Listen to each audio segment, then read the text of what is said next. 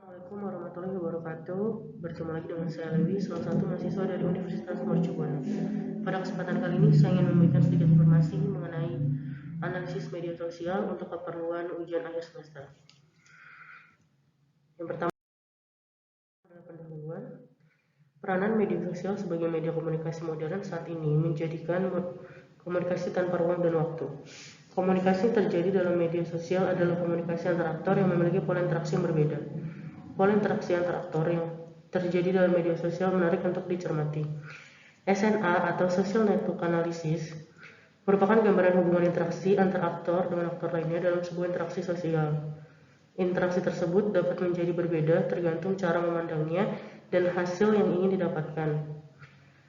Dari satu objek didapatkan banyak sekali jenis social network.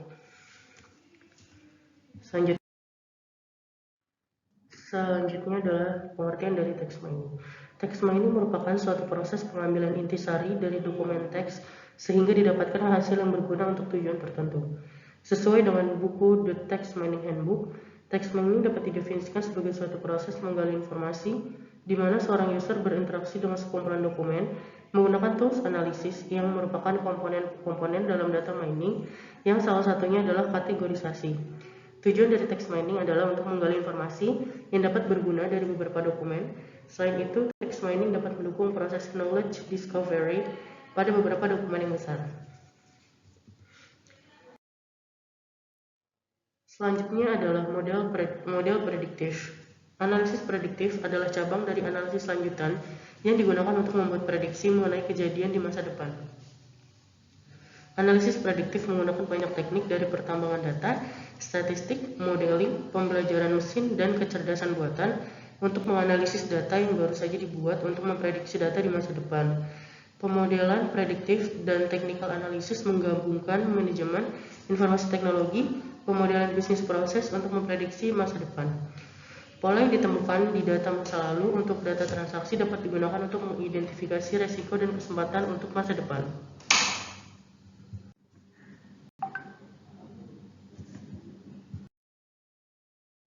Selanjutnya adalah evolusi data.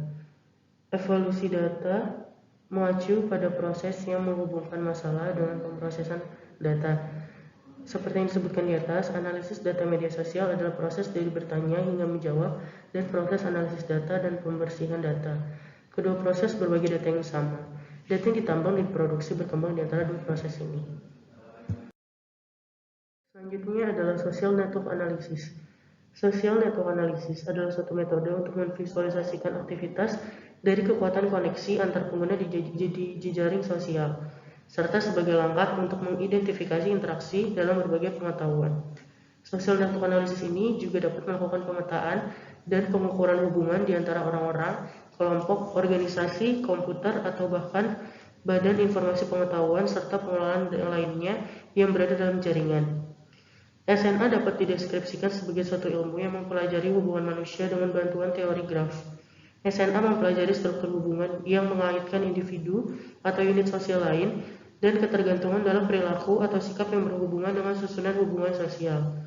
Hubungan tersebut digambarkan dengan nodes atau biasa disebut vertices yang melambangkan aktor atau user dan tips atau disebut juga dengan edge. Links atau connection yang melambangkan hubungan antar aktor. Terdapat 5 properti jaringan dalam jaring sosial, antara lain ada size, modularity, diameter, average degree, average path length. Selanjutnya adalah Netlytic. Merupakan sebuah aplikasi berbasis web penganalisis teks berbasis cloud dan visualisasi jaringan sosial. Netlytic secara otomatis dapat meringkas volume teks yang besar dan menemukan serta memvisualisasikan jaringan sosial dari percakapan pada situs media sosial seperti Twitter, YouTube, komentar blog, forum online, dan obrolan. Netlytic dirancang untuk membantu peneliti dan yang lainnya memahami operasi grup online dan menemukan bagaimana informasi mengalir dalam jaringan. Selanjutnya kita akan masuk ke dalam pembahasan tentang jurnal. Pertama, tinjauan umum. Saat ini media konvensional seperti koran ataupun radio bukanlah menjadi unggulan lagi bagi seseorang yang ingin mendapatkan berita terbaru. Twitter merupakan sebuah media sosial berjenis microblogging yang bisa memberikan kemudahan untuk mendapatkan berita secara cepat dan singkat, serta memfasilitasi untuk berkomunikasi saat ini. Sebagai salah satu media sosial penyedia layanan microblog, maka Twitter memberikan fasilitas penulisan pesan yang awalnya hanya dapat menampung 140 karakter, sekarang ditambahkan hingga 280 karakter dan dikenal dengan sebutan kicauan atau tweet. Twitter didirikan pada bulan Maret 2006 oleh Jack Dorsey dan situs jejaring sosialnya diluncurkan pada bulan Juli.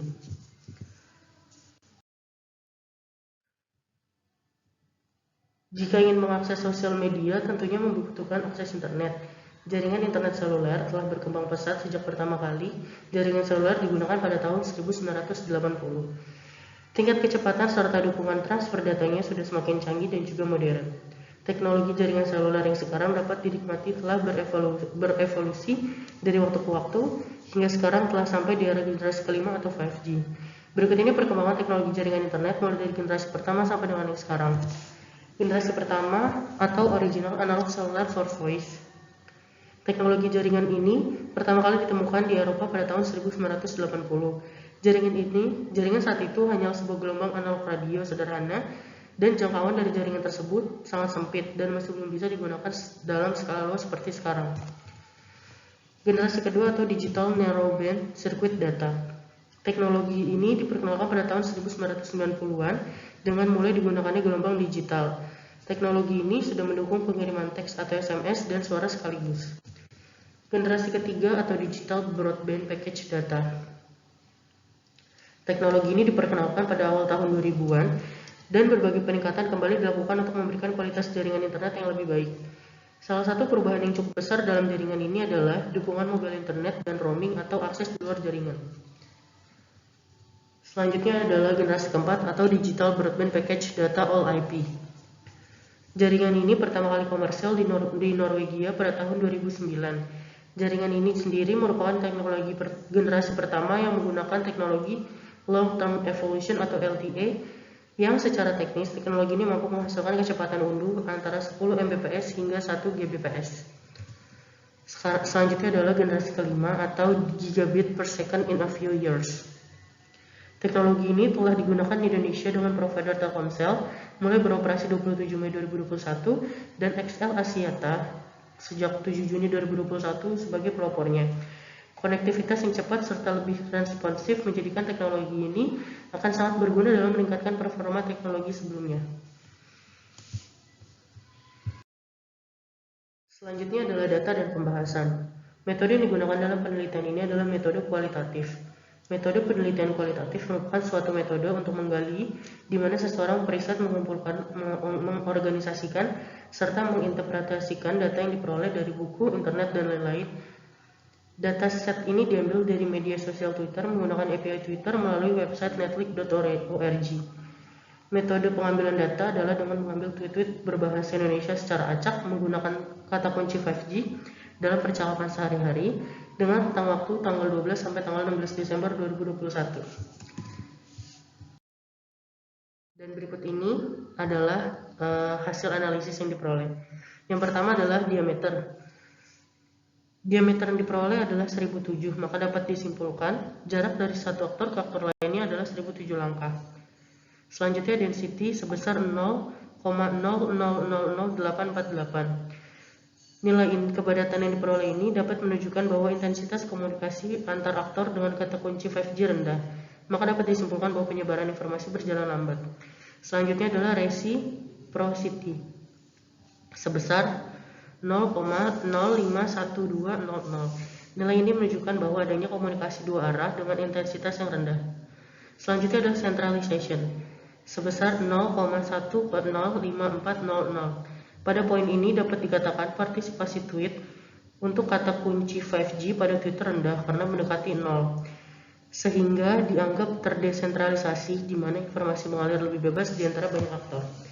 Selanjutnya adalah modularity. Nilai modularity yang rendah berada pada angka di bawah 0,5. Hal ini menunjukkan bahwa klaster yang ditemukan oleh titik lebih banyak tumpang tindih. Untuk kata kunci 5G pada Twitter memiliki nilai modularity sebesar 0,747700. Maka dapat ditunjukkan bahwa jaringan yang ditemukan tumpang tindih dan terdiri atas beberapa sekelompok inti node. Dan berikut ini adalah visualisasi dari jaringan hasil analisis melalui netlytic.org.